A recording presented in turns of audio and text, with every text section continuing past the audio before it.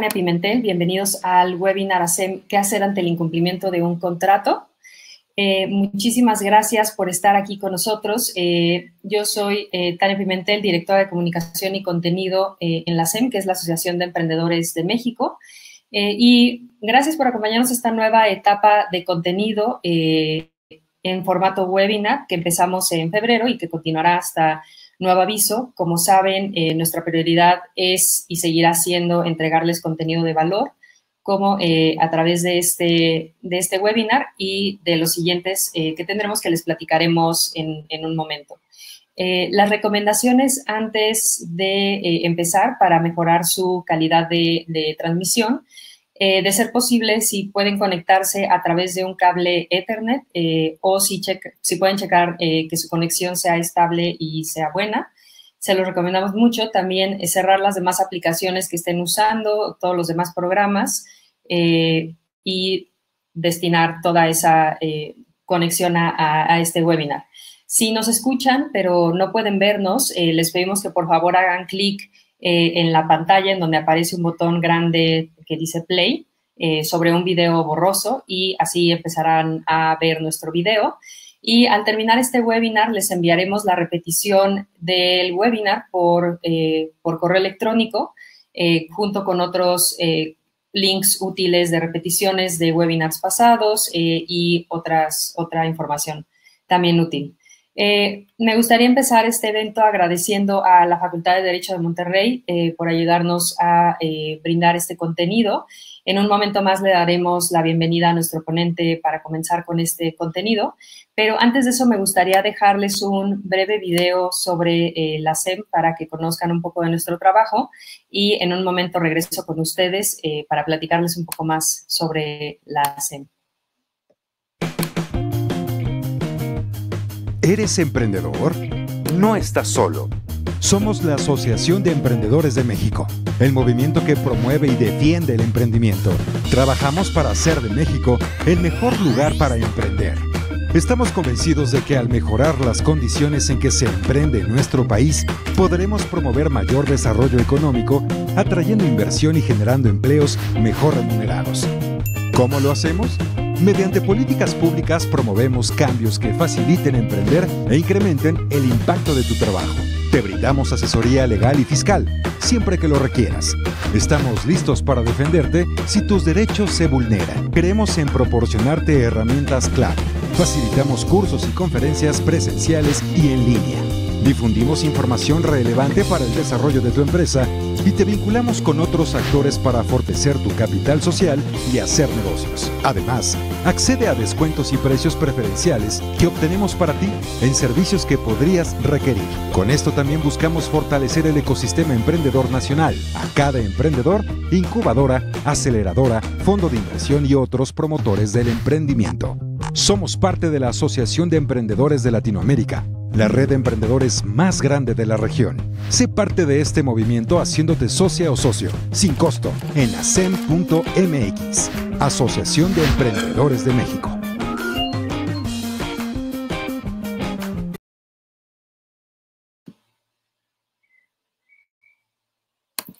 Gracias por seguir con nosotros y bueno, como pudieron ver en el video, la ASEM es una asociación sin fines de lucro que busca hacer de México el mejor lugar para emprender. En su pantalla pueden ver en este momento una publicación en donde los invitamos a registrarse como socios. Es totalmente gratuito. En cuanto den clic al botón que dice quiero registrarme, se va a abrir una nueva pestaña, entonces no teman de salirse de este webinar, pueden realizar su registro después de terminar este webinar.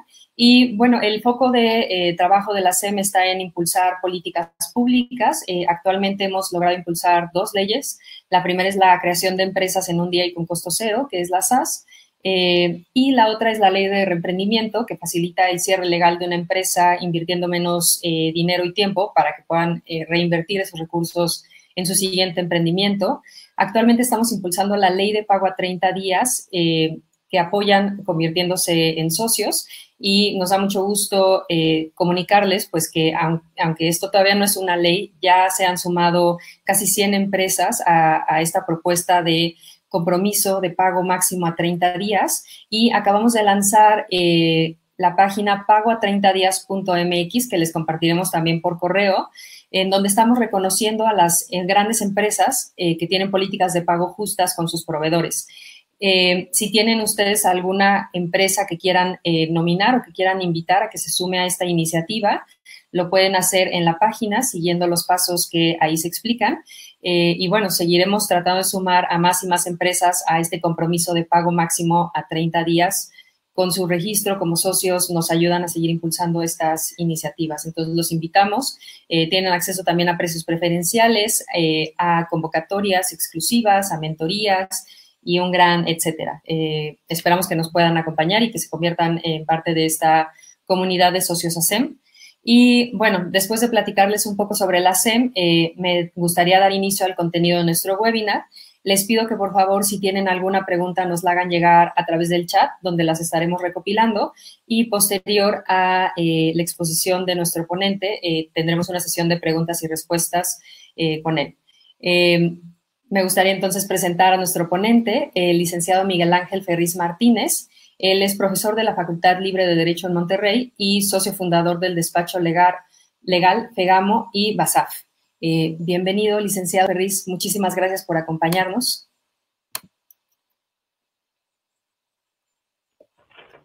Hola, muy buenos días a todos.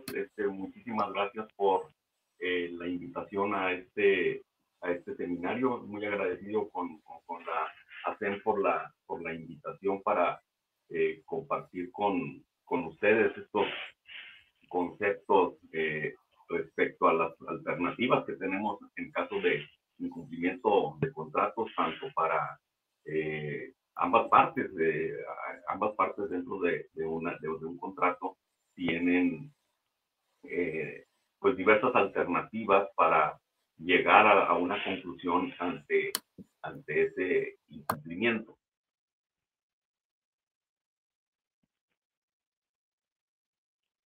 Muy bien.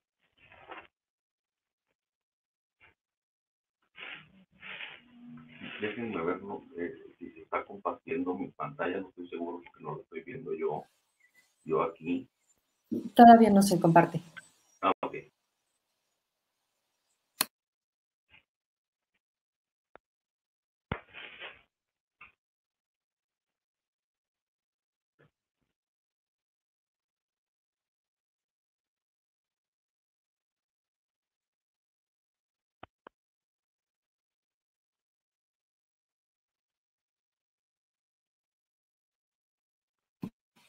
En lo que se comparte, les recordamos a todos que después de que termine el webinar, en un par de horas recibirán esta repetición, entonces podrán ver de nuevo la presentación y todo lo que aquí estamos diciendo.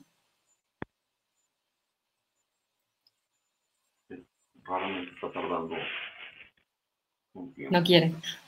No.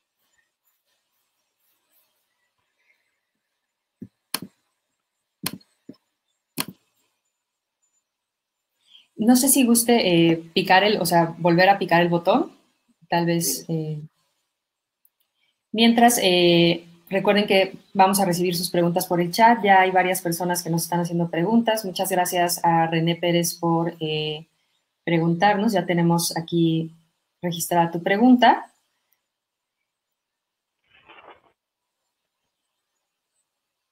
También a Francisco Chiu, gracias por tu pregunta y seguiremos recibiendo sus preguntas.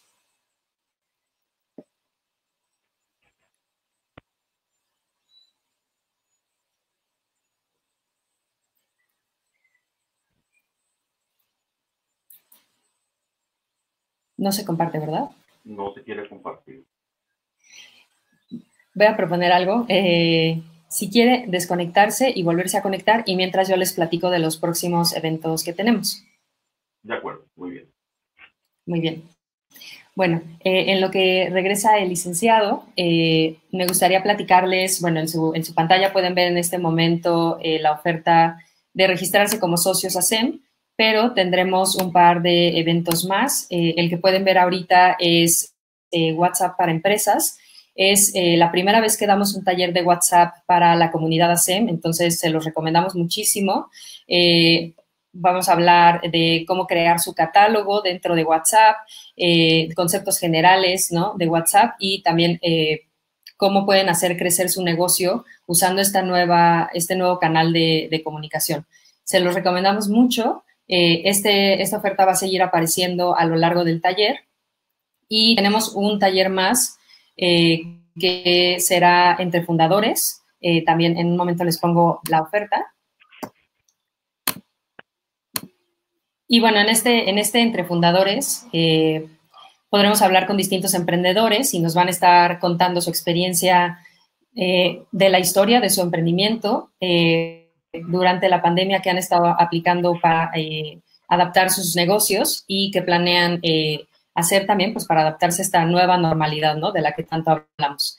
Creo que ahora sí ya estamos listos, entonces ya le doy el micrófono. Muchísimas gracias y ahorita regreso.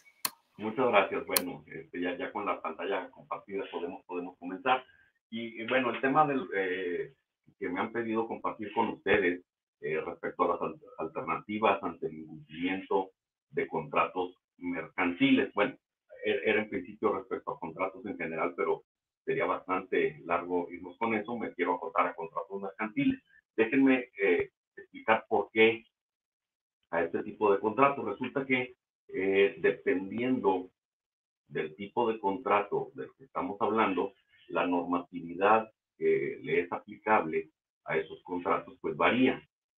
En este caso es muy distinto o puede llegar a ser muy distinto las reglas aplicables a una contratación mercantil frente a una, por ejemplo, en materia civil. ¿Cómo puedo saber cuando estoy en presencia de un contrato en materia mercantil?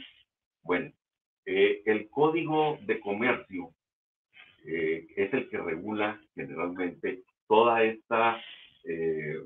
estos actos que realizan las operaciones mercantiles, que generalmente son realizados por comerciantes. No necesariamente, pero generalmente realizadas por los comerciantes. Y ese Código de Comercio, en lugar de darnos una definición de qué debemos entender por un acto comercial, lo que hace es darnos un listado y decirnos, todos estos son actos comerciales. Entonces, cuando alguien realiza un acto que está dentro de esa lista, se entiende entonces que ese contrato está bajo la regulación de la materia mercantil.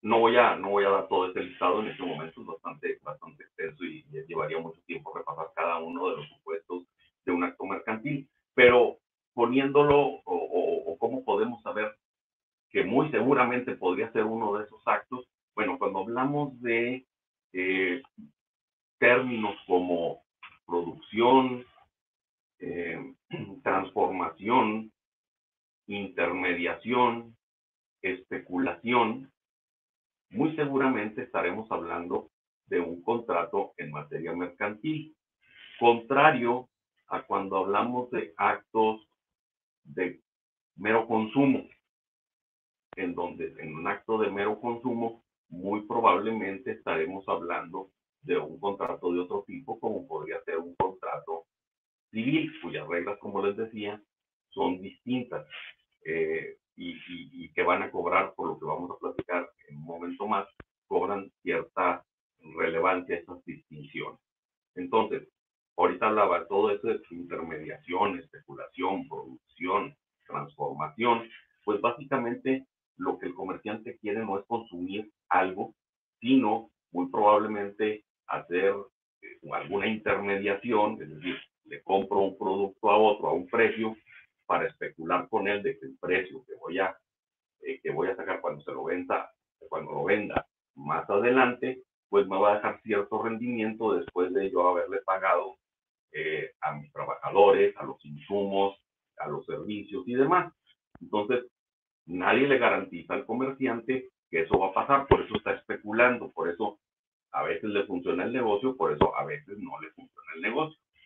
En cambio, el otro contrato, que decía que no es de naturaleza mercantil, en donde es un simple consumo, pues la persona no está arriesgando, sino que su ánimo para realizar el contrato es presumir o usar una cosa para su propio beneficio, para su propia satisfacción.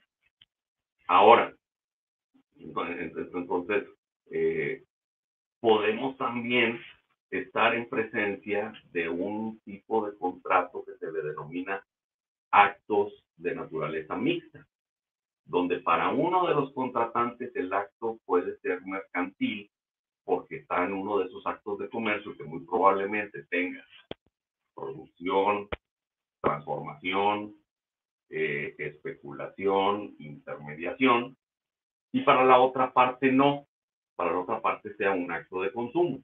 El típico caso que hacemos casi todos los días, que voy a la tienda de conveniencia, me compro un café, y entonces este acto es un contrato.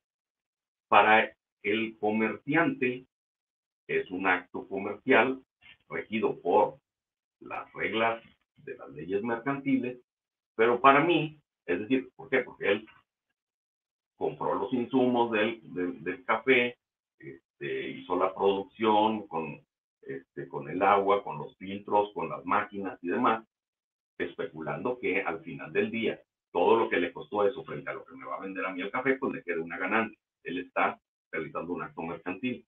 En cambio yo simplemente quiero un café, pues lo quiero tomar, quiero disfrutar de mi café. Para mí es un acto de naturaleza civil. Entonces ahí estamos en presencia de un contrato mixto. Para él le aplican las reglas comerciales, de las leyes comerciales, a mí me aplica las leyes de tipo civil. Entonces, el primer paso que hacemos, por ejemplo, aquí en el despacho con todos mis colaboradores, siempre el paso número uno ante cualquier contrato es determinar cuál es la naturaleza jurídica de ese contrato. Porque dependerá de que nosotros podamos determinar esa naturaleza para saber cuáles son las normatividades que se le va a aplicar a ese contrato.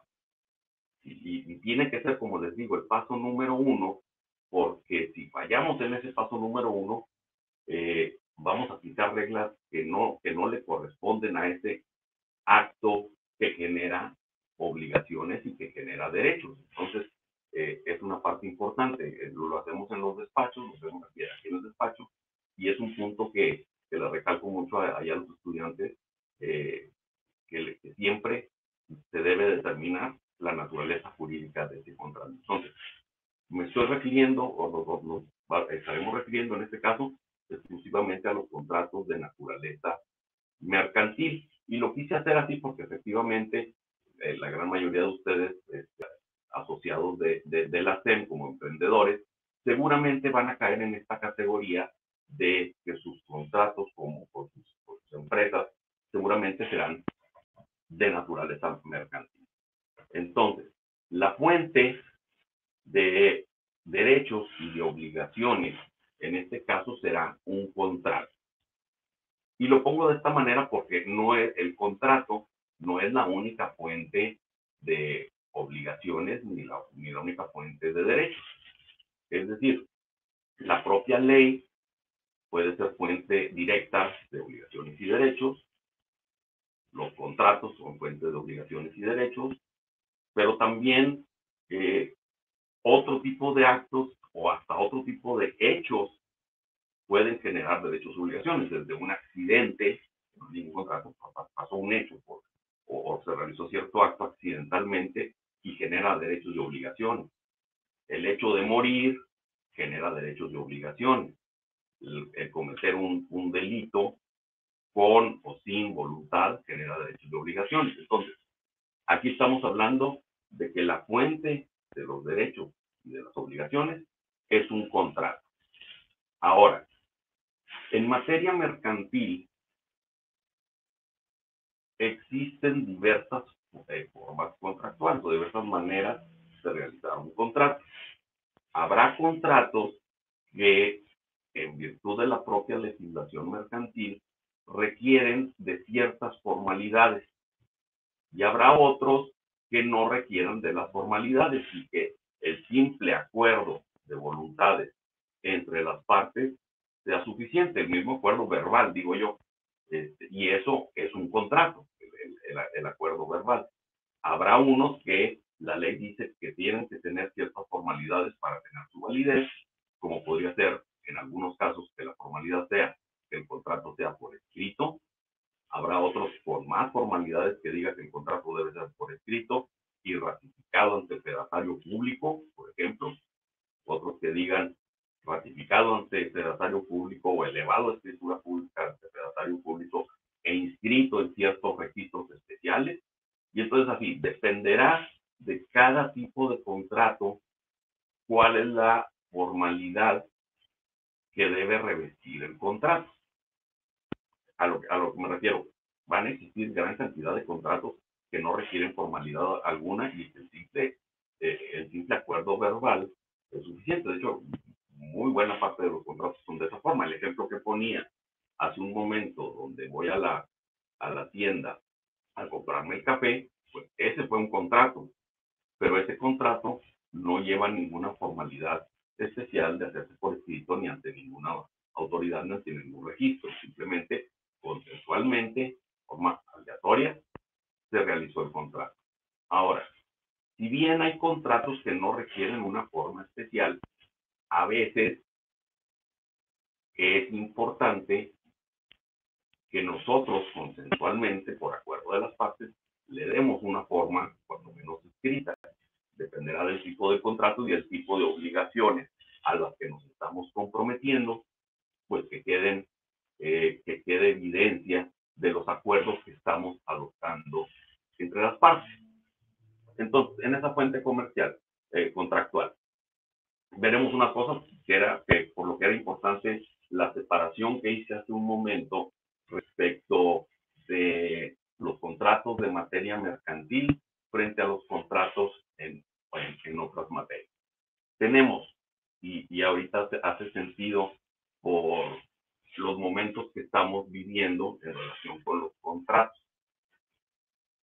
Decía, los contratos en materia mercantil se rigen por las leyes mercantiles, puede ser el Código de Comercio, la Ley General de Títulos de Operaciones de Crédito, la Ley del Mercado de Valores, la Ley de Instituciones de Crédito, la Ley General de Organizaciones de Actividades Sociales de Crédito. Hay gran cantidad de leyes que regulan la lista de actos de comercio que les comentaba hace un momento del Código de Comercio. Pero bien, esas leyes comerciales nos establecen precisamente en el Código de Comercio que cuando faltan disposiciones en ese código, apliquemos en forma supletoria, es decir, a falta de una disposición expresa en ese código, podemos o debemos aplicar supletoriamente las normas contenidas en la legislación común en materia federal. Que se ha interpretado, algunos tienen otra opinión, pero se ha interpretado generalmente que el Código Civil aplicable en materia federal es el Código Civil Federal. Y voy a este punto. El Código Civil Federal regula lo que conocemos como el caso fortuito y la fuerza mayor. Generalmente estos casos se han definido, el caso fortuito y fuerza mayor, como aquellos donde se presenten ciertas características especiales. Primero, que ya sea un fenómeno de la naturaleza, del hombre o de la autoridad. Segundo, que esos hechos o esos actos no sean imputables al deudor, al obligado en el contrato. Que esos hechos o esos actos provoquen la imposibilidad física del deudor para cumplir con su obligación.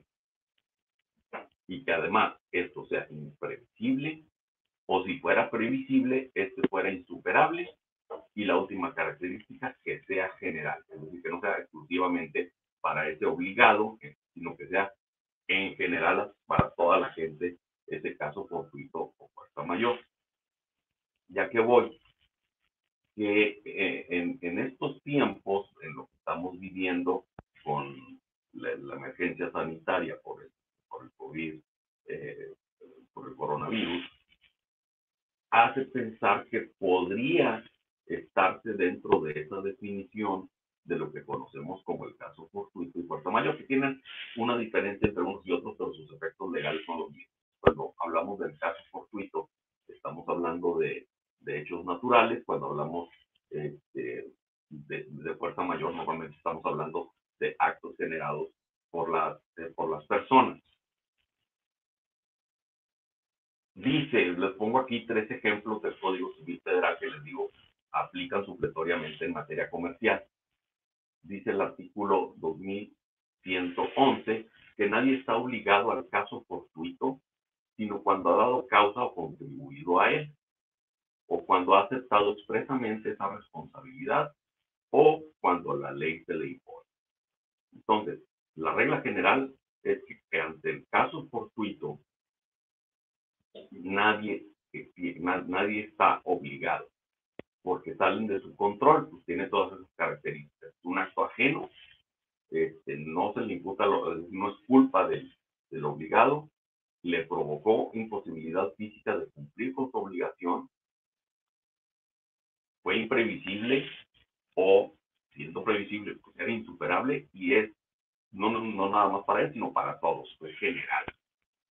Entonces, esa regla va a ser importante a la hora que veamos todas estas alternativas, porque habrá que tomar en cuenta en cada caso específico, porque no a todos va a aplicar, si el caso fortuito o fuerza mayor es algo que pueda tomarse o deba tomarse en cuenta a la hora de esas alternativas. Dice el artículo 1847, en este caso también del Código Civil Federal, que nos habla de las penas que tenemos generalmente en los contratos, alguna pena convencional, y lo que dicen, no podrá hacerse efectiva la pena cuando el obligado a ella no haya podido cumplir el contrato por hecho del acreedor, caso fortuito o fuerza insuperable. Entonces, otra forma de mitigación de esas penas es decir, si existe la obligación contractual, pero por el caso fortuito o fuerza mayor me ha sido imposible cumplir con él, pues no me penalices. A eso se refiere el Código Civil Federal. El artículo 2431, otro ejemplo, este es específico para el caso del contrato de arrendamiento. Y dice, si por caso fortuito o fuerza mayor se impide totalmente al arrendatario el uso de la cosa arrendada, no se causará renta mientras dure el impedimento. Y si este dura más de 2 meses, podrá pedir la rescisión del contrato. Entonces, en materia de arrendamiento, la ley establece que pues, si el objeto del contrato es el uso de un bien y se me limita el uso del bien precisamente por esa causa de fuerza mayor, pues lo justo es que la renta sea menor, o bien que, aunque no se diga, pues poder pedir la terminación, la rescisión de ese contrato. Entonces son ejemplos donde habría que analizar caso por caso, pero que nos dan una idea donde lo que estamos viviendo en este momento, primero habría que analizar si esta pandemia, tal y como se está dando, es o no es un caso fortuito de fuerza mayor y por lo tanto sea una causa de que las obligaciones contractuales se vean afectadas o sean motivo para poderse cambiar de tal forma que se adapten a esa realidad en favor tanto del deudor, del obligado, de la obligación contractual y del mismo acreedor de la fuerza contractual, es decir, que sea algo que sea justo para ambas partes. Digo, en este caso, podríamos ver, hay normatividad emitida por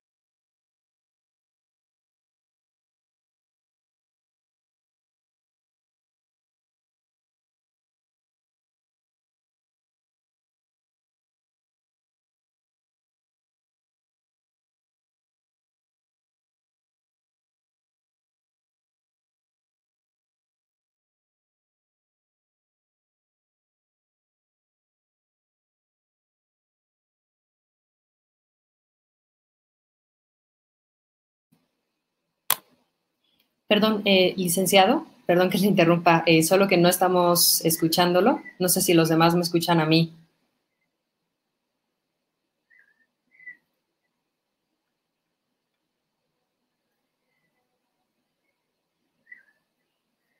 Sí, estamos leyendo sus mensajes. Miguel Ángel Carmona dice que sí. Ah, perfecto. ¿A mí me escuchan? Solo quería salir de esa duda. Muchísimas gracias. Licenciado, lo perdimos de repente. No sé si es algo en sus audífonos, si los puede desconectar.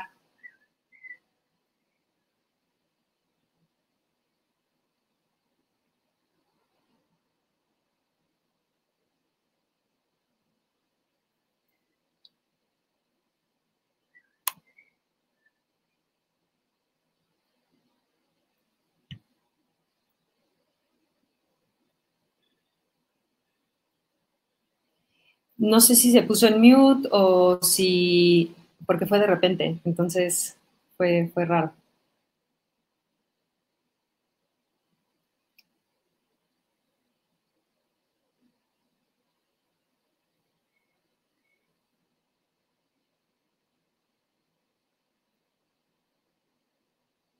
Tal vez es un falso en la conexión de los audífonos, no sé si son inalámbricos, luego tal vez puede desconectarse.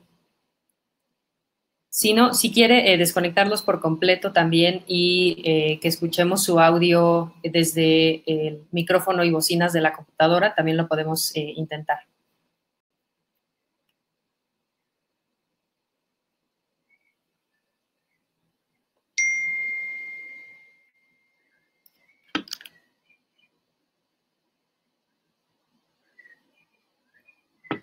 No, no escuchamos.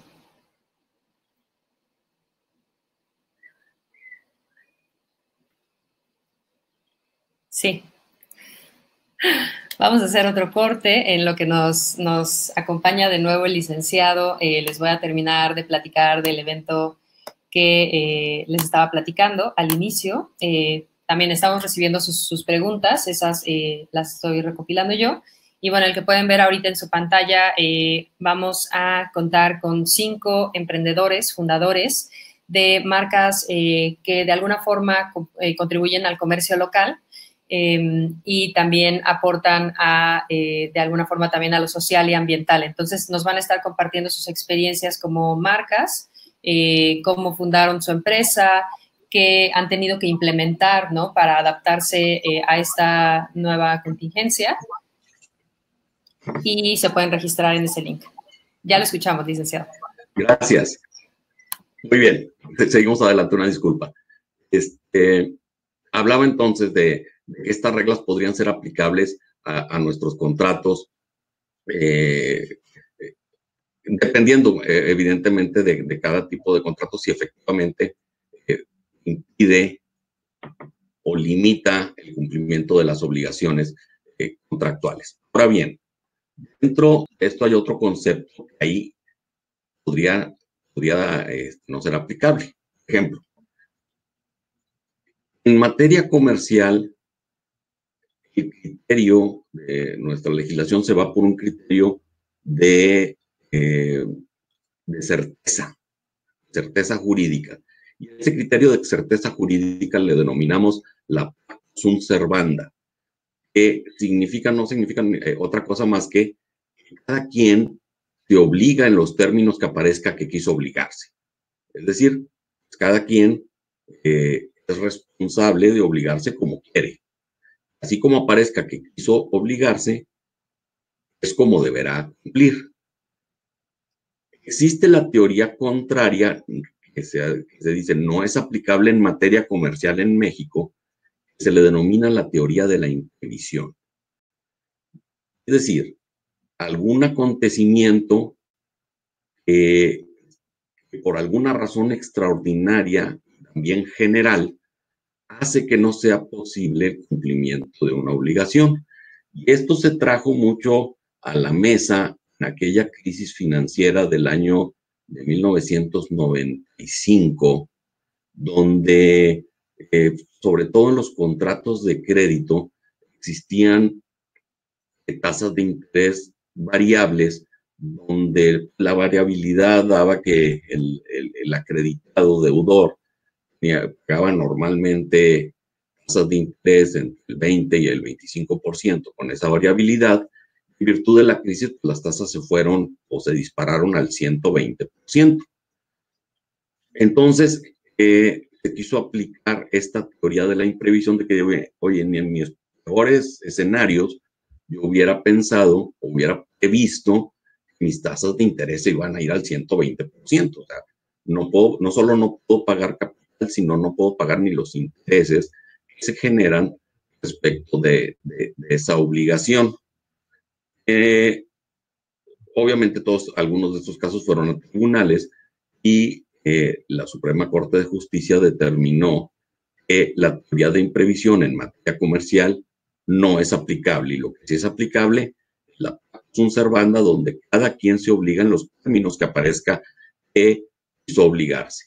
Ahora bien, y es muy importante ver esto, por eso la diferencia de la naturaleza jurídica de nuestro contrato, porque en materia distinta a la comercial, como por ejemplo la materia civil, en algunos casos específicos, sí se aplica esta teoría de la imprevisión.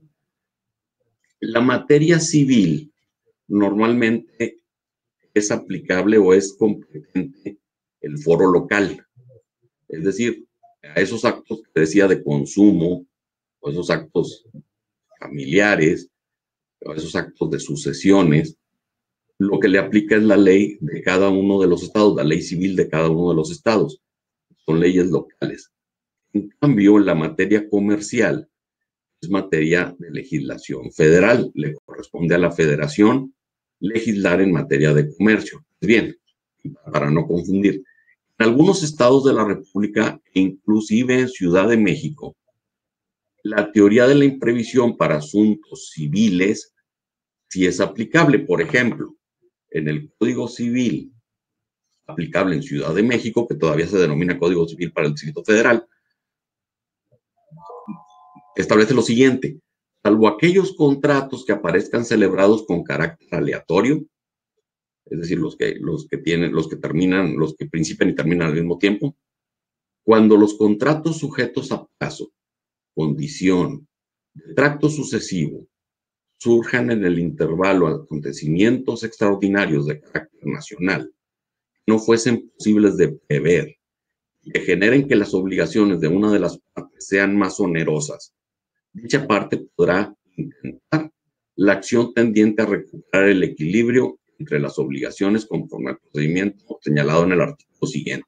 Y el artículo siguiente, bueno, habla de que puedes negociar, o si no, pues el juez va, en caso de que no se pueda negociar, bueno, el juez va a hacer que ese caso imprevisto o esas consecuencias por el acto imprevisto, trata pues de que se balancee. Pero eso solo, como les digo, aplica en materia civil, y solamente en ciertos estados que lo han legislado, en este caso Ciudad de México, Jalisco, Quintana Roo, Morelos, Aguascalientes y algunos otros. Por ejemplo, acá de donde les hablo, del estado de Nuevo León, no está legislado eso. En materia civil también se aplica la sunt servanda, no la teoría de la imprevisión. ¿A qué voy? Muy posiblemente en los contratos que ustedes emprendedores celebran son contratos de naturaleza mercantil, y por lo tanto esta teoría de la imprevisión no sea aplicable, sino sea aplicable por la certeza que da, aunque a veces la certeza no significa justicia, pero la certeza que da, ya sea que atenerme, a qué me voy a atener, a lo que quise, que fue lo que en el contrato. Pero, por otro lado, lo que veíamos al principio de los casos fortuitos y de fuerza mayor, aplicando esta legislación civil federal en forma supletoria, porque no, el Código de Comercio no nos señala nada al respecto, podría ser, esa sí podría aplicarse en los casos. Digo, habría que analizar caso por caso para ver si es o no es una mitigación de las obligaciones contractuales. Las alternativas que vamos a tener para el cumplimiento de los contratos las podemos dividir en dos. Las que son extrajurisdiccionales, las que son jurisdiccionales. La diferencia entre unas y otras, en la primera, las extrajurisdiccionales, se puede establecer ya sea por las mismas partes que son las que celebraron el contrato, o bien con la intervención de algún tercero, pero que no es el órgano jurisdiccional o el órgano del Poder Judicial que decida. Es decir, cuando son las mismas partes o algún tercero distinto al Poder Judicial, estaríamos ante alternativas extrajurisdiccionales. Y cuando, por otro lado, cuando la alternativa es acercarnos ante el Poder Judicial en ejercicio de nuestro derecho subjetivo que se denomina derecho de acción, es decir, la facultad que tenemos de acudir ante los tribunales para que sean los tribunales los que diriman una controversia que tengo, aun y cuando esa controversia haya sido contractual, eso se llaman alternativas jurisdiccionales. Y vamos a analizar o a mencionar los dos escenarios. Cuando tenemos las alternativas extrajurisdiccionales, puede haber más. Yo veo las principales que podríamos tener, las siguientes: la negociación, el famoso cobro extrajudicial, la mediación, el arbitraje, la rescisión. Vamos a platicar de cada uno de ellos. Hablamos de cuando la alternativa es negociar. Tenemos un contrato principal, que es el que se está celebrando, que es el que alguna de las partes está incumpliendo. Una alternativa es negociar. ¿Qué se va a negociar en esa alternativa? Pues ya sea modificar las obligaciones que se tienen en ese contrato, o bien extinguir las obligaciones que se tienen en ese contrato. Hablaremos de la primera. Cuando hablamos de modificar, y existen ahí a su vez varias alternativas que se tienen para hacer esa modificación. Fíjense cómo aquí hablo de convenios. Aquí quiero hacer una diferencia clara para que ustedes lo tengan en cuenta. Y es una diferenciación de carácter técnico. Hablando en términos estrictos, en sentido estricto, cuando hablamos de un contrato, estamos hablando de una fuente de las obligaciones por las cuales se crean derechos y obligaciones. En cambio, el convenio es un acto generador de derechos y obligaciones que modifica o que extingue derechos y obligaciones. Entonces, para tener ese convenio, modifica, hay algo que deba modificar, que es el contrato. Entonces, el convenio modifica el contrato. ¿Cuáles serían esos tipos de convenios que se podrían tener para modificar el contrato? Y obviamente, cuando estamos hablando de estas alternativas extrajudiciales para poder, o como alternativas ante el incumplimiento de obligaciones, necesariamente necesitamos de que exista voluntad de las partes contratantes para poder llevar a cabo estas modificaciones. Si las partes no tienen voluntad, pues no va a funcionar esto, y para eso tenemos las otras medidas judiciales. Acá requerimos, cuando menos, que las partes estén con el consentimiento, con la voluntad de celebrar alguna de estas alternativas para poder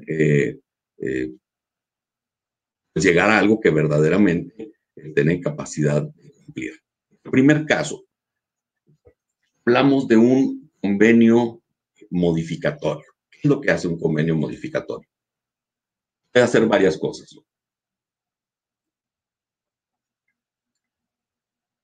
Puede modificar cláusulas secundarias del contrato o puede modificar la obligación principal del contrato.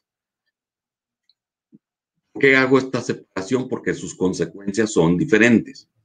Cuando hablamos, bueno, primero, ¿cuáles son las cláusulas principales y cuáles son las cláusulas secundarias en un contrato? La cláusula principal, que se denomina la cláusula objeto del contrato, es precisamente la que nos dice la causa principal generadora de las obligaciones y de los derechos. Entonces, si estamos ante un contrato de suministro, las cláusulas principales serán de la cosa a suministrar o las cosas a suministrar y el precio que se va a pagar por las cosas a suministrar. Todas las demás del cuándo, cómo, a dónde te hablo, cómo, si te mando un correo o te mando una orden de compra, todas esas serían cláusulas secundarias. La principal es las cosas a suministrar, el precio de las cosas a suministrar. ¿Por qué entonces la diferenciación entre una y otras cosas? Cuando modificamos las cláusulas secundarias, es decir, la obligación principal sigue viva tal cual, simplemente vamos a cambiar o a modificar los plazos, es decir, oye, en este contrato de suministro me comprometí a suministrar cierto bien en cierto tiempo. Resulta que por ciertas circunstancias me ha sido imposible hacerlo. Bueno, ya no, dijimos que tantas toneladas al mes, el día último de cada mes, bueno, cambiémosla a que ya no van a ser cada mes, que van a ser cada 3 meses. Pero el objeto sigue siendo el mismo. O bien al revés. Oye, dijimos que te iba a dar un plazo de 30 días para pagar la factura de lo suministrado. Bueno, cambiemos esa cláusula del plazo de pago a otra cosa, no 30, vamos a poner 60 días. No es la cláusula principal sigue siendo la misma. Ahora bien, cuando lo que se cambia es la cláusula principal del contrato, les llamamos contratos de novación. Algunos les dicen renovación o les dicen reestructuración. Son válidos, pero ahí cambias la estructura principal. Ya no es la misma cosa, por ejemplo, es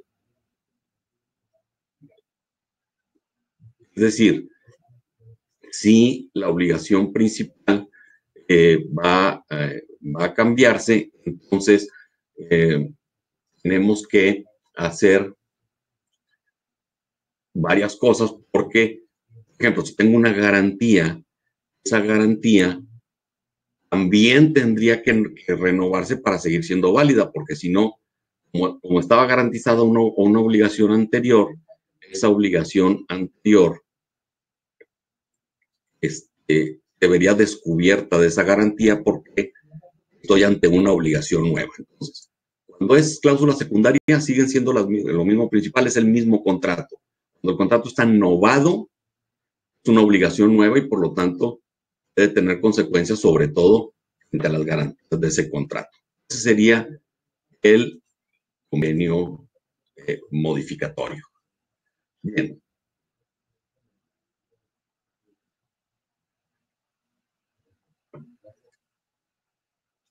Segunda opción, convenio de reconocimiento de adeudo.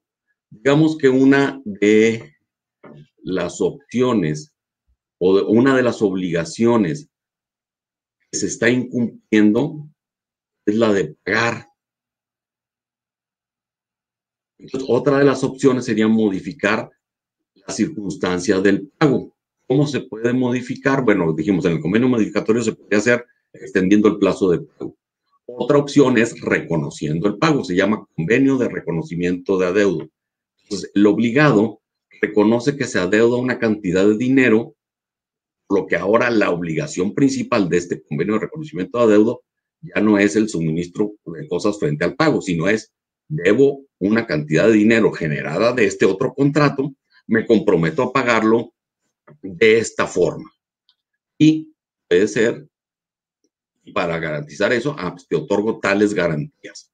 También podría ser parte de eso si así se decide entre las partes.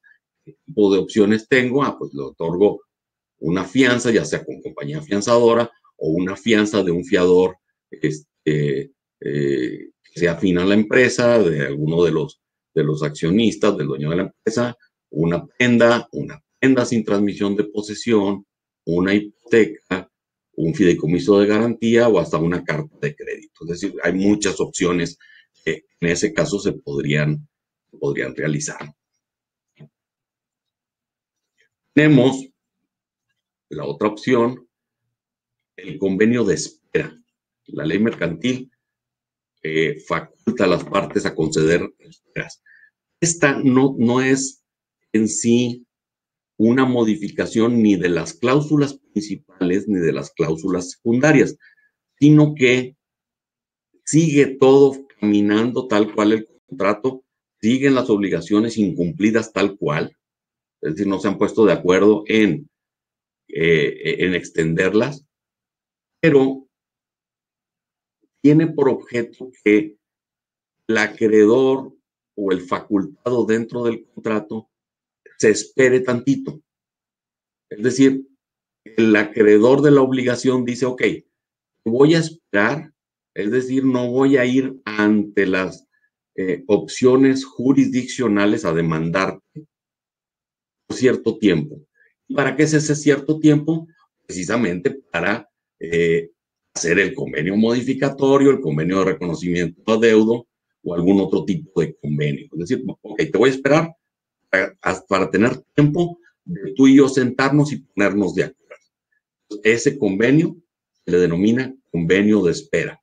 No está renovando nada, simplemente todo sigue como está, se están generando las penas, se está generando el incumplimiento, pero no te voy a demandar porque sé que ambos tenemos la voluntad de sentarnos y de negociar algo que sea satisfactorio para todos. Convenio de espera. Y tenemos este otro, el convenio de cesión de deuda. En este caso, un tercero, distinto a los que están en el contrato, asume la deuda del obligado. Obviamente, el acreedor debe estar de acuerdo en que ese otro iba a estar de acuerdo en la medida de la solvencia del tercero que asume la deuda. Y también, evidentemente, existirá un contrato entre quien cede la deuda y quien la asume, porque seguramente quien la asume, a su vez, le va a cobrar después a quien le está otorgando la deuda. Entonces, puedo decir que alguien asume la deuda, es decir, ahorita yo tengo que pagar, bueno, ahí te va. El tercero paga, ahora él se pone de acuerdo con el que era antes el deudor para que este otro deudor le pague a él en otras circunstancias, con otros, ese capital con otros intereses, con otras penas, con otras ganancias. Ese documento se le denomina convenio de cesión de deuda.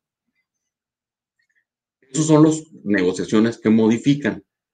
En cuanto a las segundas, extinguir.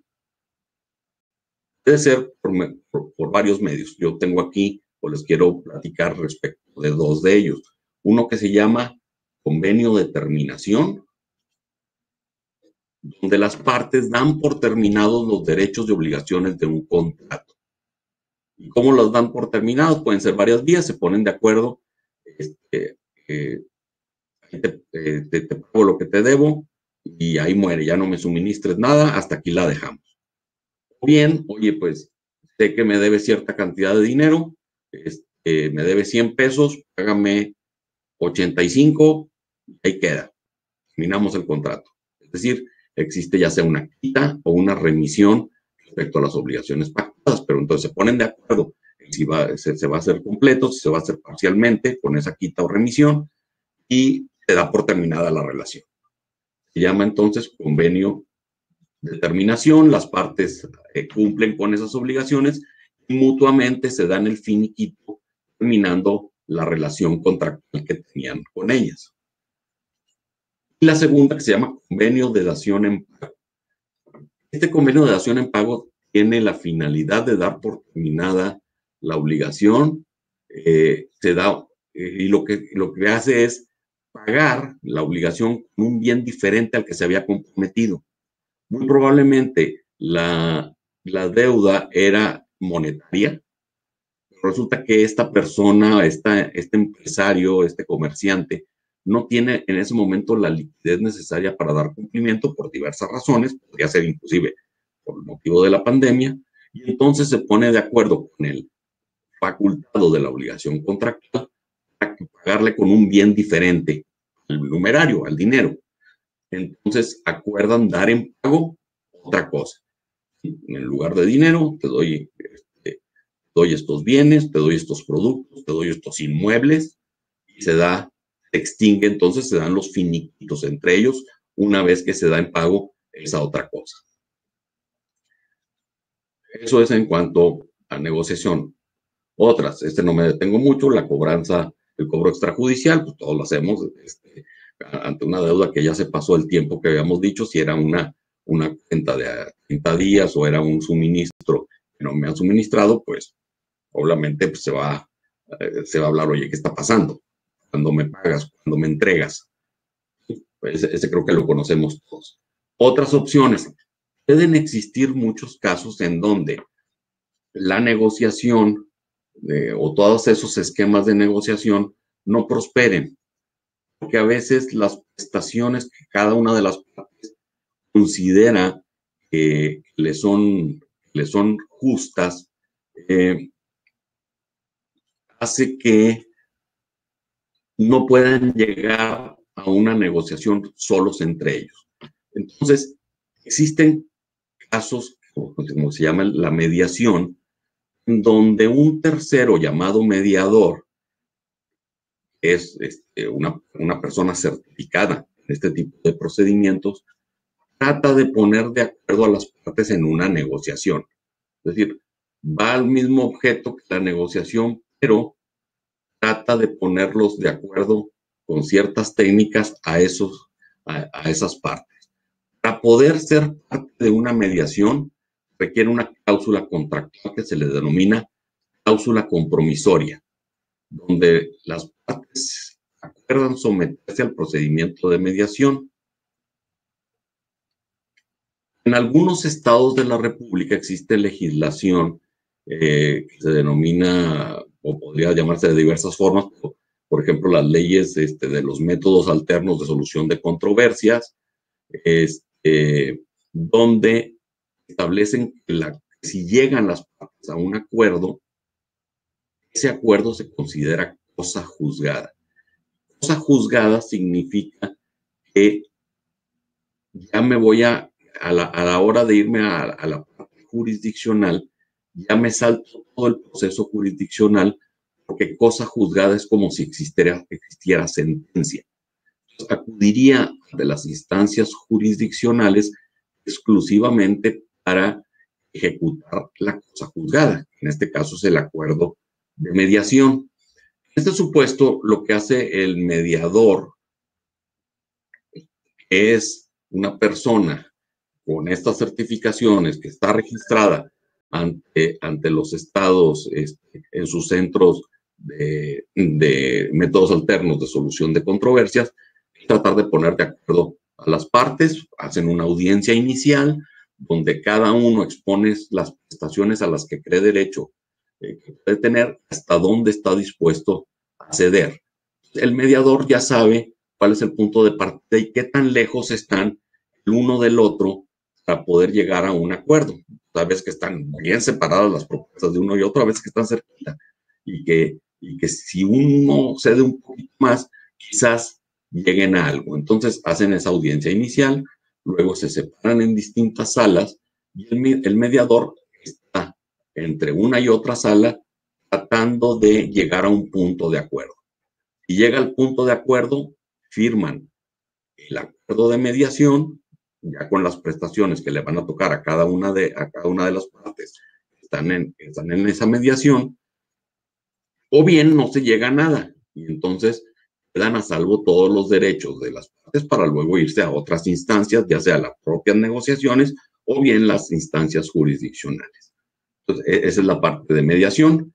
Evidentemente, contrario a otro tipo de alternativas, los mediadores pues cobrarían un honorario por los servicios que prestan en su carácter de mediadores. Ahora, el mediador no es un juez, tampoco es un árbitro, no tiene decisión alguna. Él es un simple facilitador que trata de poner de acuerdo a las partes, nada más. No tiene ninguna otra función específica. El arbitraje. En el caso del arbitraje, también, al igual que la mediación, requiere de una cláusula compromisoria. Me faltó decir, la cláusula compromisoria puede estar desde que tenemos el contrato principal, desde la fecha en que firmamos el contrato principal, pero puede firmarse en cualquier otro tiempo. Es decir, posteriormente a la firma del contrato principal, oye, ¿cómo ves si vamos a mediación? Ah, muy bien, firmemos un acuerdo donde nos vamos a esa mediación. Igual el arbitraje puede estar desde el contrato principal o bien posteriormente, oye, ¿sabes qué? ¿Qué tal si sometemos esto a un árbitro que decida quién de los dos tiene la razón? En este caso ya no hay cuando se somete esto a un arbitraje, se someten a las reglas de alguna centro arbitral. Por ejemplo, algunas cámaras de arbitraje o algunas cámaras de comercio que tienen centros arbitrales tienen las reglas a las que se van a someter las partes en dicho arbitraje, y donde el árbitro, una vez analizados los documentos, de vista las pruebas que le puedan entregar cada una de las partes, la situación comercial, la situación del entorno de negocios, dará su decisión. El documento que el árbitro, una vez que decide, a las partes, se llama laudo. Y ese laudo también se considera cosa juzgada, entonces habría que ir a los tribunales, ejecutarlo con un procedimiento que se le denomina el procedimiento de homologación, donde el juez, digamos, acepta que ese laudo es equivalente a una sentencia. Bueno, habría que tener esa cláusula compromisoria para el arbitraje, habría que someterlo a un centro de arbitraje en esa cláusula, es decir, este arbitraje se llevará a cabo en la sala de arbitraje de la Cámara de Comercio Internacional o de la Cámara de Comercio de la Ciudad de México, que también tiene centros arbitrales. Existen varios de estos. Y otro es la rescisión del contrato, en donde pues la parte cumplida da por terminado el contrato por el incumplimiento de la otra y se quedan a salvo sus derechos para luego ir ante la autoridad jurisdiccional. Es decir, ante el incumplimiento del contrato, lo doy por terminado, no hemos podido llegar a ninguna modificación, a ninguna extinción, a ninguna mediación. Entonces, ¿qué? Terminemos esto y nos vemos en los tribunales. Y se rescinde el contrato. Esos son en cuanto a los procedimientos de negociación. Como les he dicho, en todos ellos se requiere voluntad. Las partes quieran someterse a eso, que quieran negociar, que den respuesta, que quieran someterse a la mediación, que quieran someterse al arbitraje. Es decir, si no hay voluntad a celebrar alguna de estas cosas de ambos, nunca se va a llegar a nada. Una vez que se tenga la voluntad, bueno, ¿hasta cuánto puedo o estoy dispuesto a aceptar para poder llegar a buen fin? Es decir, a ambas partes les va a doler, ambos tienen que ceder algo. Y los jurisdiccionales, es decir, ahora sí, estamos en presencia de los tribunales. Aquí tenemos, o les quiero platicar respecto de 3 alternativas ante los medios jurisdiccionales. Una que le denominamos la vía ordinaria, otra que le denominamos la vía ejecutiva y otro procedimiento que se denomina el concurso mercantil. En el caso del procedimiento de la vía ordinaria, la base de la acción, es decir, la base por la cual se demanda el incumplimiento de alguna obligación, son los documentos contractuales, es decir, el contrato con todos sus anexos y modificaciones que haya ido, se le exponen al juzgador, al tribunal, al juez, los hechos que motivaron los cumplimientos e incumplimientos de ese contrato. Existe en el procedimiento ordinario una etapa probatoria donde los hechos que se plantearon en ese escrito de demanda deben ser evidenciados por quien los está haciendo, ¿sí? O bien las excepciones que se ponen, si uno dice, no me pagaste, y el otro dice, sí me pagaste, bueno, demuestra que sí pagaste. Vamos, aquí está la transferencia electrónica, o aquí está donde me hizo este descuento, o aquí está donde firmamos una espera, cualquiera de esas cosas. Pero siempre se requiere de esa etapa probatoria, y una vez que se ha probado en ese procedimiento, el juzgador podría autorizar el embargo de bienes para asegurar el pago de la obligación garantizada que se adeude. Esa es vía ordinaria. En cambio, la vía ejecutiva no es con base en los documentos contractuales. La vía ejecutiva es cuando se tiene otro tipo de documentos que denominamos títulos de crédito. Y es ejecutivo porque esos títulos de crédito, la propia ley es la que dice cuáles son títulos de crédito, tienen una característica especial. En ese documento se incorporan los derechos. Por ejemplo, un título de crédito, ustedes lo conocen, es el pagaré, donde en el pagaré se incorpora un derecho que se llama derecho de crédito. El simple hecho de tener un pagaré, ya se sabe, ya está probada la obligación. Entonces se dice que el título de crédito tiene aparejada ejecución, porque el propio título es prueba de que existe un crédito. Entonces, ya no tengo que esperar a la etapa probatoria para probar los hechos. Los hechos son el mismo documento. Entonces, es una vía ejecutiva porque se salta toda esa parte probatoria. Evidentemente, la parte demandada puede tener excepciones muy distintas. O sea, en la ordinaria puede decir, oye, ¿sabes qué? ¿Por qué no te pagué? Ah, pues porque me mandaste un producto que no era el que te decía el contrato. Y hay que probar eso. Acá no. Acá el título dice que me debes, punto. ¿Qué más prueba quieres que eso? Lo único que puedo destruir de que no te debo es exhibiendo que te pagué o exhibiendo que parcialmente, entonces no te debo lo que tú dices, te debo menos, o la obligación, por alguna razón, me firmaste que me ibas a esperar, etc. Entonces, aquí es ejecutiva porque no tengo que esperar el embargo de bienes hasta después de una etapa probatoria, sino que el juez autoriza el embargo muchísimo antes, muchísimo más expedito, porque la prueba es el propio título.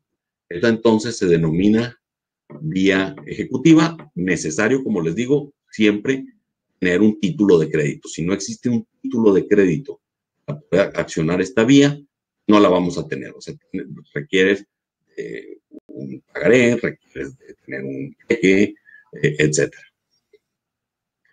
Último, la última alternativa se le denomina el concurso mercantil. Eso está regulado en una ley mercantil que se denomina Ley de Concursos Mercantiles. Y el objeto principal de la Ley de Concursos Mercantiles es darle viabilidad a una empresa insolvente. Es decir, oye, las circunstancias han hecho que esta empresa sea insolvente, pero la insolvencia podría ser temporal porque está derivada de ciertas cosas que hay que ajustar.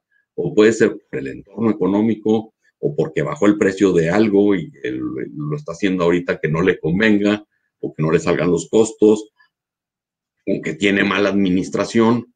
Pero lo que trata el concurso es de salvar a la negociación mercantil. Se divide en 3 etapas el concurso mercantil. Ahora, ¿quién promueve este concurso mercantil pueden ser, ya sea el propio comerciante, donde le solicita al juez, por favor, en concurso mercantil soy insolvente. O bien, los acreedores pueden demandar el concurso mercantil para decir, oye, me debe una cierta cantidad de dinero a mí y a otros, y no vemos que nos vaya a pagar, vamos a obligar a que hagamos un pacto entre el comerciante en concurso y los acreedores a ver cómo nos va a pagar.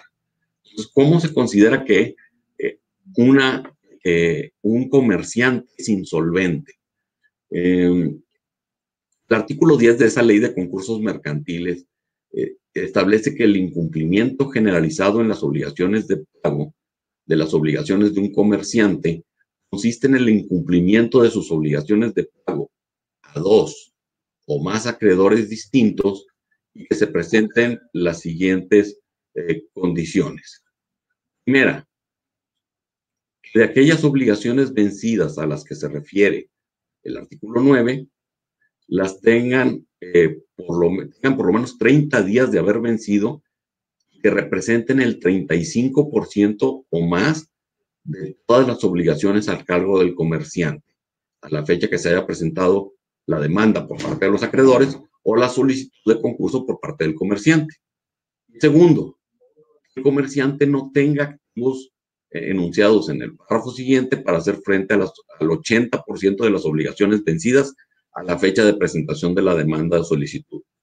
Esos activos son lo que conocemos como activos de fácil realización, que son efectivo en caja, inversiones que se ven que estén a la vista, o cuentas por cobrar de menos de 90 días. Si esos activos no son cuando menos el 80% suficientes para pagar el 80% de las obligaciones vencidas, entonces, haciendo todo eso, el juez podría decretar insolvente y, por lo tanto, dar el estado de concurso mercantil a este comerciante. Entonces, lo primero que pasa es una etapa de visita. El juez, mediante un órgano que se denomina el IFECOM, Instituto Federal de Especialistas en Concursos Mercantiles, nombran a un especialista que se llama el visitador. El visitador va a las instalaciones del comerciante para cerciorarse que cumple con los requisitos para declararse insolvente. Entonces, el visitador hace su estudio, hace su dictamen y le informa al juez si está o no está en esa etapa, está o no insolvente. Y si está insolvente, se pasa a la segunda parte que se llama la conciliación. Ya el juez nombra a otro especialista también propuesto por el IFECOM, que se llama el conciliador, para que lidere la etapa de conciliación. En esa etapa de conciliación, las dos cosas más relevantes son, primero, la etapa que se conoce como reconocimiento y apelación de créditos, donde el conciliador ve la lista de a quienes se le debe cierta prestación, cierta cantidad de dinero. Segundo, qué relación, importancia tiene ese crédito. Es decir, si es un crédito común, pues irá hasta mero abajo. Es un crédito que tiene cierta garantía, una garantía hipotecaria, por ejemplo,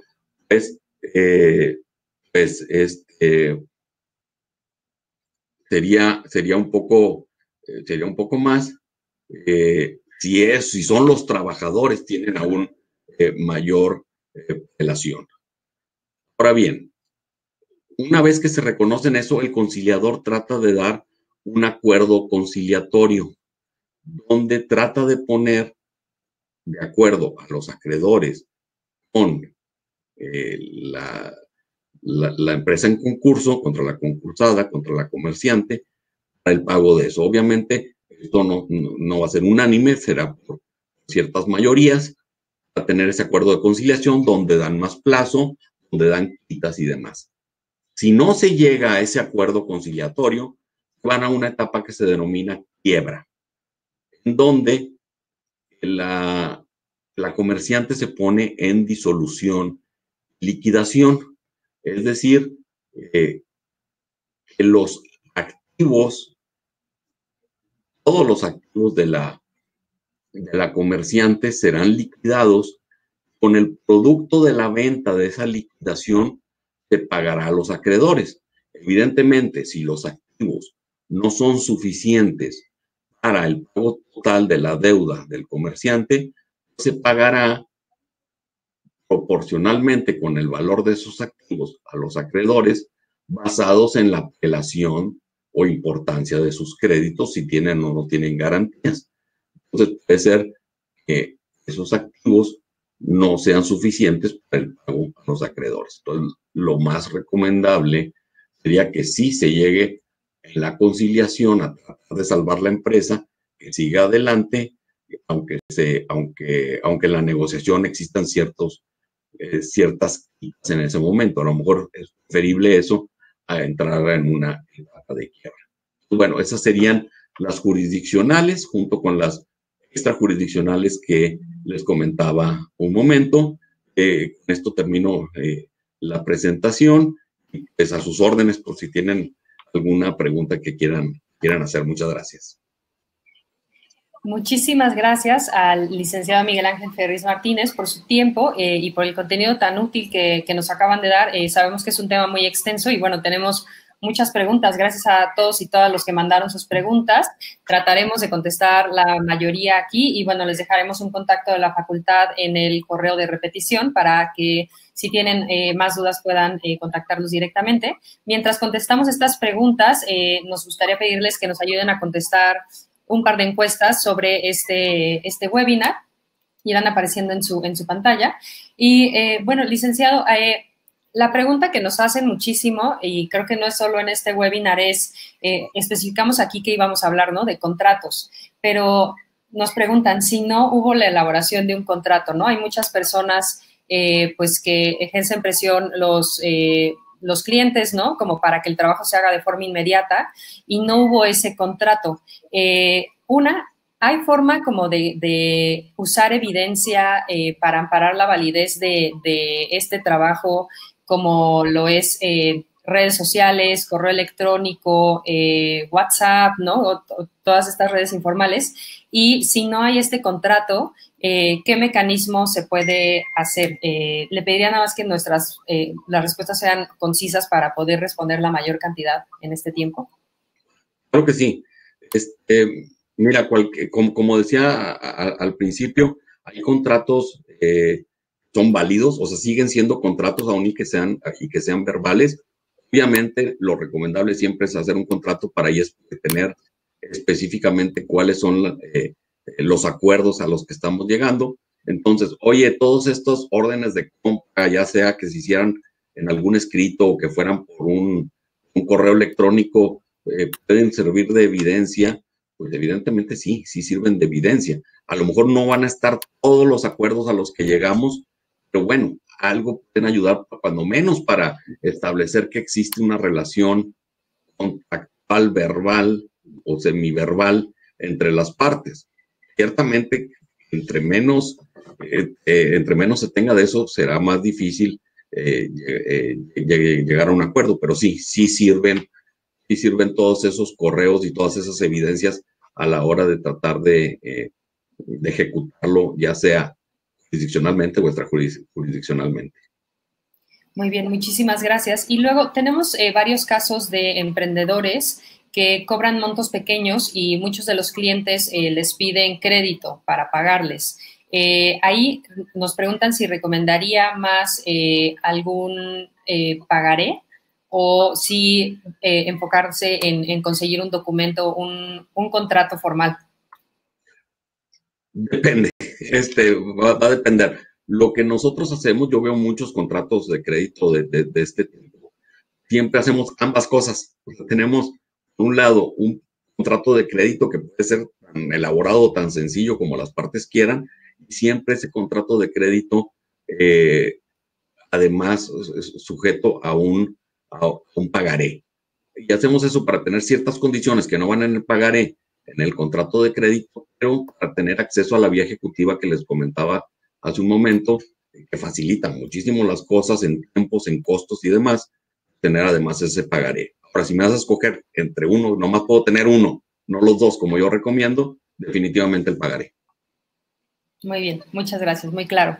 Y bueno, nos preguntan también por los tiempos de validez de un contrato. ¿Cuánto tiempo tendría esta persona o el emprendedor para establecer una demanda en caso de incumplimiento y pues de que ya se prestaron los servicios? Híjole, depende, ahí sí depende mucho del caso en particular y cómo se está documentando. Por ejemplo, los títulos de crédito sí tienen periodos relativamente cortos de caducidad, de distancias y de prescripciones. Hablamos de a veces 3 años, 6 meses, o sea, depende del caso específico. En el caso de los contratos depende del tipo del contrato. La regla general en materia comercial es que las prescripciones son 10 años, pero esa es la regla general, 10 años.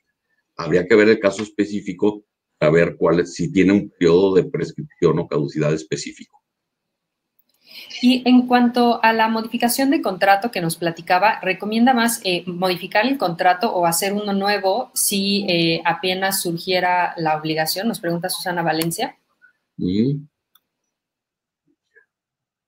Mira, cuando es el caso de que vas a modificar exclusivamente una cláusula secundaria, el plazo, un simple convenio modificatorio creo que es lo más sencillo. Cuando vas a modificar la obligación principal, es posible, si existen garantías o algo adicional, que sí sea mejor o sea conveniente, mejor volver a empezar y hacer un contrato nuevo. Se pueden dar ambas vías, pero la secundaria, con el convenio modificatorio muy sencillo, es suficiente. Entonces la obligación principal depende de si hay o no garantías, sería recomendable volver a empezar. Muy bien. Nos preguntan también, ¿qué se puede hacer si un cliente está obligando al emprendedor a firmar un contrato sin derechos propios, condicionando el pago de los servicios ya prestados? Bueno, primero, nadie te puede obligar, o sea, te va a presionar, sí te va a presionar, no te va a obligar, no estás obligado a firmar nada que no estés de acuerdo. Ciertamente, pues sí se dan casos en donde las posiciones económicas saben que tú necesitas eso porque estás emprendiendo y ahorita agarro hasta piedras y te van a tratar de presionar en ese sentido. Yo te recomiendo que si la otra parte no te quiere firmar un contrato y que las prestaciones a las que estás obligando ahí, sabes que no las vas a cumplir, pienses muy bien si quieres o no quieres firmar el contrato. A veces sale mejor decir un no, buscar otras alternativas, a meterte en un problemón por tratar de mantener un cliente que no va a ser tu mejor cliente. Muy bien. Veo también, nos está preguntando ahorita Óscar Octavio si puede tomar un contrato de alguna empresa y modificar de las cláusulas de acuerdo a su giro. Creo que esto es importante porque siempre hay muchos recursos, ¿no? Como machotes y cosas así. Inclusive en la página de la SEM pueden ver no contratos completos, ¿no? Pero sí algunas cosas de protección intelectual, etcétera, para apoyo.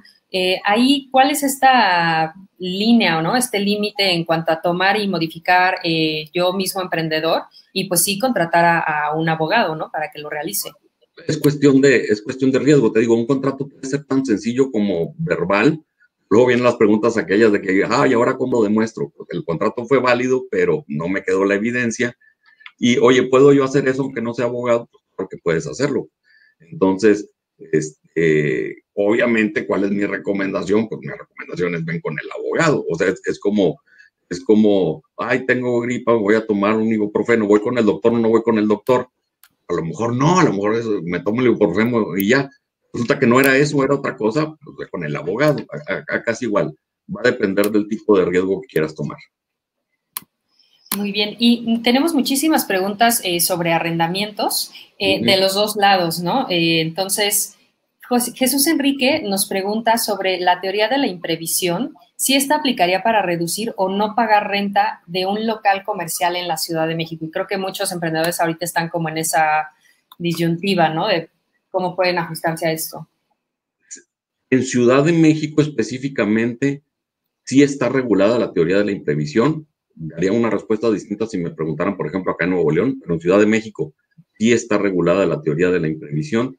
Entonces, pero tampoco es automático, o sea, nadie se puede hacer justicia por sí mismo. O sea, tampoco es, aplico la imprevisión, no te pago. No, el que tiene que decir que aplica la imprevisión es el juez. Entonces, hay que ir con la instancia jurisdiccional y que sea el juez el que determine si dejas de pagar o no dejas de pagar la renta. Yo te recomiendo que te acerques con tu arrendador y vean las opciones de rebajar la renta o dar un plazo en que no pagues, pero es decir, tratar de hacerlo en forma conjunta, en forma negociada. Obviamente habrá casos que no va a pasar eso, que no va a funcionar, y ahí sí ya te vas a una instancia jurisdiccional.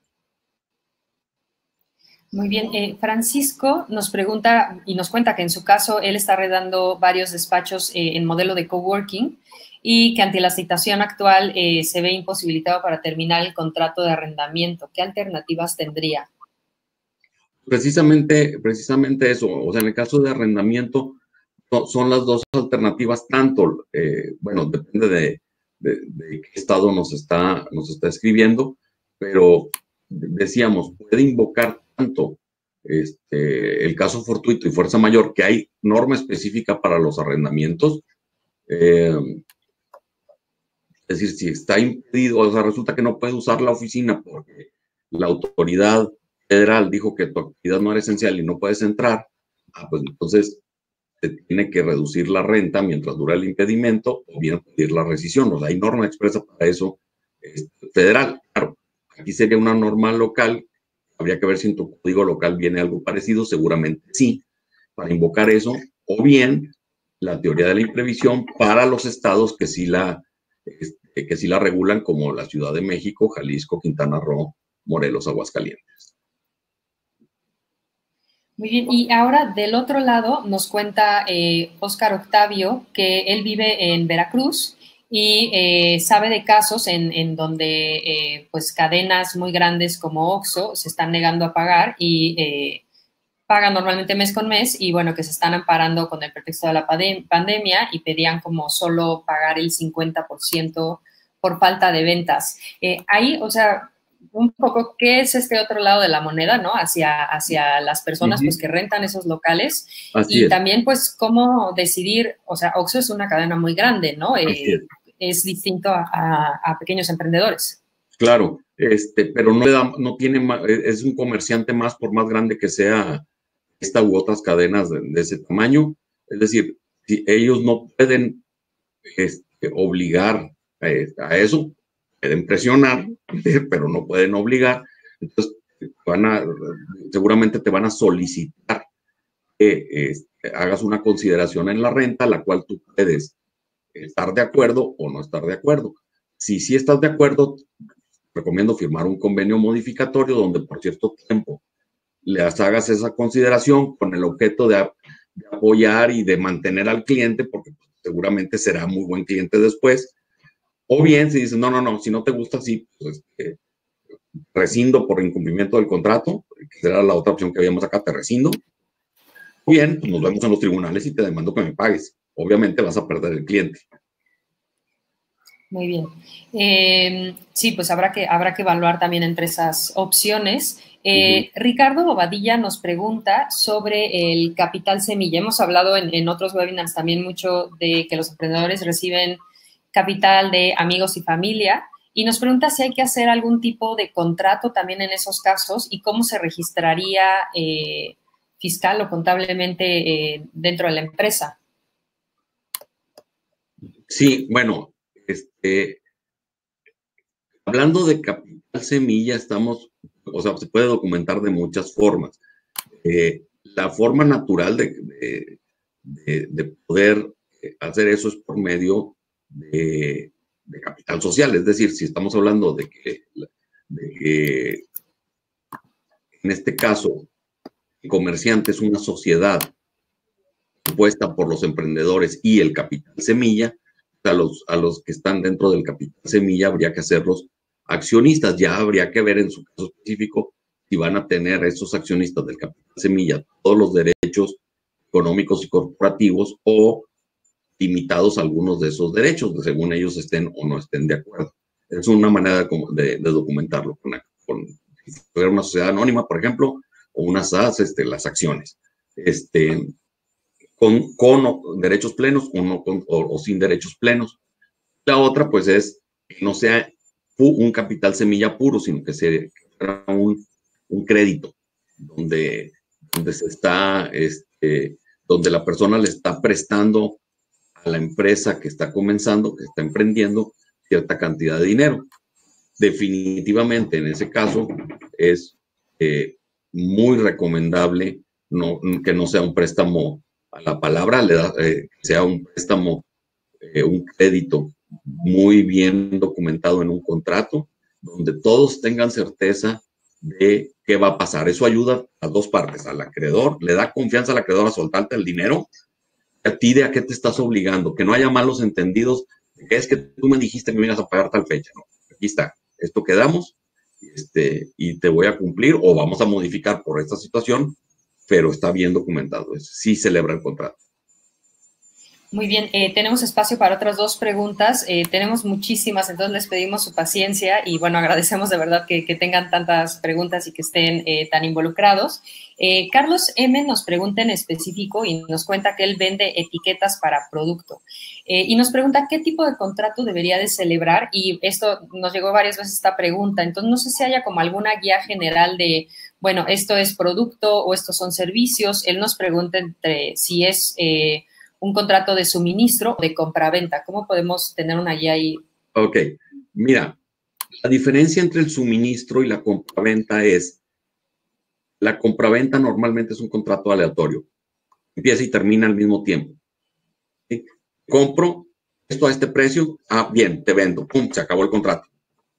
Ese es un compraventa.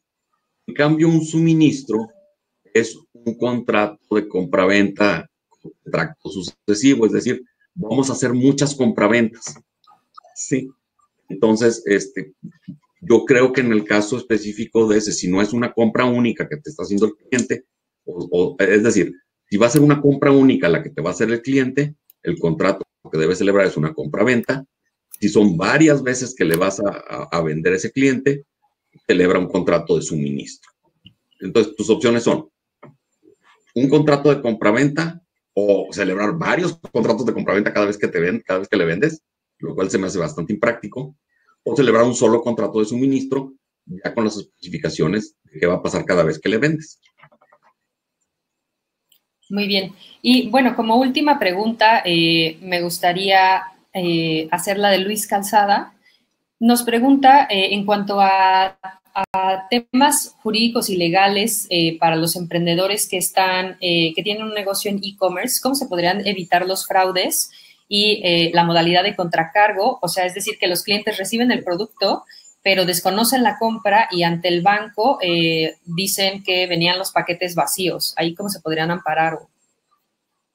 Híjole, es todo un tema la seguridad jurídica en e-commerce. De hecho, precisamente les comentaba del Código de Comercio, viene un capítulo de comercio electrónico muy completo, tan completo que nadie lo usamos, sí, porque resulta bastante caro, pero es muy seguro. Es decir, básicamente son con firmas electrónicas y con timbrados y demás, lo cual lo hace muy seguro.